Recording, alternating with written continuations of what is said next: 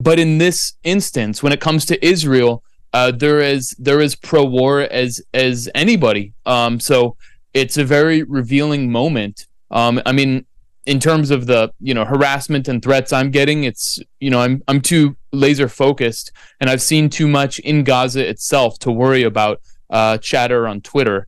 But I mean, we're in a remarkable moment, George. I don't know if you saw this. I just saw right now before we started, Hamas actually released an Israeli woman and her child who from captivity, and there's video that Al Jazeera published showing them crossing the fence and being taken by Israeli authorities. So Hamas is actually demonstrating goodwill towards the Israeli public, the Israeli people, while Israel is obliterating Gaza and inventing stories about beheaded Israeli babies. I mean, this is remarkable.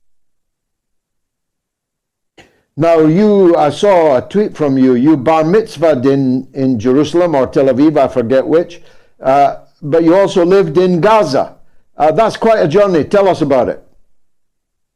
Well, I mean, just any Jewish American, I was raised with the idea that Israel was some kind of liberal, inclusive, diverse paradise where Jews had a home. And so I had my bar mitzvah there with my family.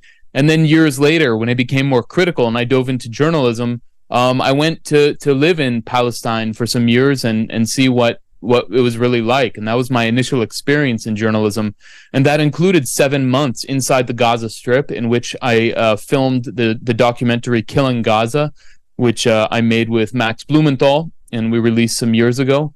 So I don't think there is really any journalist in the United States or maybe in the West that has as intimate of a knowledge of both Palestinian and Israeli society as I do. So it's given me very unique insights, and I feel very privileged to be able to have had those experiences.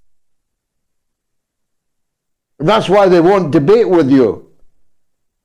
I mean, yeah, exactly. Dan, you could wipe the floor with them precisely because of this identity of yours. And not only, my identity certainly is one thing, but just, the fact that I've seen what Israeli state terrorism in Gaza means. I've seen the dead children. I've seen Israeli bunker busters take down 14-story tower buildings, that I later saw an Israeli general compare to 9/11. So I've seen too much. I know too much about what Israel does. I've seen their crimes, and so they won't let me on any mainstream media. They won't debate me. I just had the Israeli embassy in the U.S. attacking me on Twitter, calling me a spokesperson for Hamas, simply for saying that Israel should negotiate with Hamas to secure the release of these hostages and captives inside the Gaza Strip. And then, of course, Hamas releases one of the most vulnerable, the mother and child. So, I mean, there's just no way that any Zionist, any Israeli official can debate me. Neither will the right wing, any of these fake populist right wing phonies, Charlie Kirk or Ben Shapiro or Barry Weiss, who claims to be anti-woke but is just lying all the time. So they're all frauds, and I can expose them, but they're just afraid to debate me. It's that simple.